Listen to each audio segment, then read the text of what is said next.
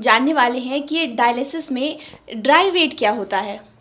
Dry wait एक important concept होता है और डायलिसिस पेशेंट में जनरली ड्राई वेट एक ऐसी वेट होती है जब शरीर में यानी किसी भी मात्रा में कोई एक्सेस फ्लूइड ना हो, मतलब बॉडी का जो कंपोजिशन बिल्कुल नॉर्मल हो और पानी शरीर में एक्स्ट्रा ना हो, तब जो वेट होता है वो ड्राई वेट होता है। एंड ड्राई वेट का कंसेप्ट डायलिसिस पेशेंट के लिए है। जनरली जब डायलिसिस में पेशेंट होते हैं तो दो तरह का क्लियरेंस होता है, एक तो जो टॉक्सिन लेवल होता है और सेकंड जो होता है एक्स्ट्रा पानी।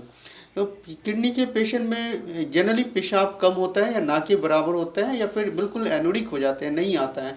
तो इस कंडीशन में जो भी वो पानी चाहे किसी भी माध्यम से हो, चाहे वो भोजन या पानी के थ्रू हो या शरीर में मेटाबॉलिज्म के थ्रू, जो फ्लूइड जो बनता है वो शरीर में ही एक्यूमुलेट होने की टेंडेंसी रहती है और हर डायलिसिस में हम लोग उस एक्स्ट्रा फ्लूइड को निकालते हैं।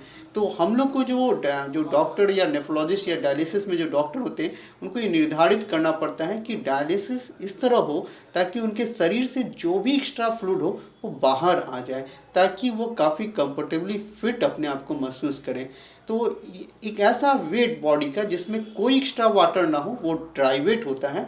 और डायलिसिस में हर पेशेंट का अपना ड्राई वेट होता है और ये निर्धारित करने की ज़रूरत होती है हर सप्ताह महीना में। इस तरह को एक ड्राई वेट पे एक बेसिकली हम लोग मैथमेटिकली कैलकुलेट करते हैं, कभी कभी इम्पेडेंस मशीन के थ्रू भी हम लोग ड्राई वेट को देखते हैं।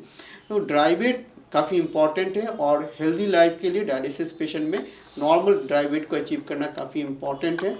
अगर ड्राई वेट पेशेंट नहीं अचीव करता है और उसके शरीर में एक्स्ट्रा पानी बनी रहती है तो ये एक्स्ट्रा जो फ्लूइड होते हैं वो उनके बीपी को बढ़ाते हैं, उनके सांस की प्रॉब्लम करते हैं और उनमें कम से कम पैरों में सूजन और वो अनइजीनेस फील करते हैं। एंड इवन ये ब्रेन, हार्ट और ये जो भी इम्पॉर्टेंट ऑर्गन है उसमें एक्स्ट्रा फ्लूइड परेशानी पैदा करते हैं।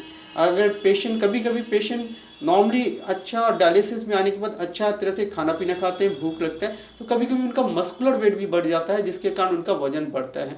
तो ये बहुत जानना जरूरी है कि ये जो वजन पेशेंट का बढ़ा हुआ है फ्लूइड के कारण है कि मसल के बढ़ने के कारण है। तो anyhow dry weight achieve करना बहुत इंपॉर्टेंट है और ये डायलिसिस के लिए बहुत इंपॉर्टेंट कड़ी है। Thank you. इसके अलावा अगर ड्राई वेट का जैसे हम बात ही कर रहे हैं तो इससे कोई खतरा भी हो सकता है। और अगर पेशेंट अपने ड्राई वेट अचीव नहीं करते हैं और शरीर में एक्सेस ऑफ द फ्लूइड बनी रहती है तो नॉर्मल सा कंसेप्ट है, अगर शरीर में फ्लूइड बनी रहेगी तो जहाँ भी फ्लूइड होगी वहाँ पे बैक्टीरिया का ग्रोथ होगा, इन्फेक्शन होगा। सपोज अगर चेस्ट के बाहर जो प्लूरा कैविटी है, लंग के बाहर पानी भरा हुआ है तो पेशेंट को तो सांस में तकलीफ होगी, डिफरेंटली पेशेंट को साथ में हार्ट का भी परेशानी आता है। और सबसे इम्पॉर्टेंट जो चीज़ है, जब भी शरीर में एक्सेस ऑफ द फ्लूइड होती है तो वो हाइपरटेंशन को बढ़ाती है, पेशेंट को कार्डिक प्रॉब्लम आती है और एक्सेस ऑफ द फ्लूइड वो किसी भी कैविटी में हो वो इन्फेक्शन को बढ़ाती है, क्योंकि फ्लूइड अगर एक्सेस है वो स्टैटिक होती है, वो एक बैक्टीरिया की ग्रोथ के लिए एक अच्छे कल्चर का काम करती है। तो ड्राई वेट अगर अचीव नहीं करते हैं और उससे ज़्यादा वजन रहता है और पेशेंट हमेशा सिम्टोमेटिकली अनफिट रहते हैं और इन्फेक्शन के लिए प्रोन होते हैं एंड उनकी क्वालिटी ऑफ लाइफ जो होती है वो सही नहीं हो पाती है, चाहे वो कितना भी मतलब ट्रीटमेंट कितना भी कॉस्टली हो।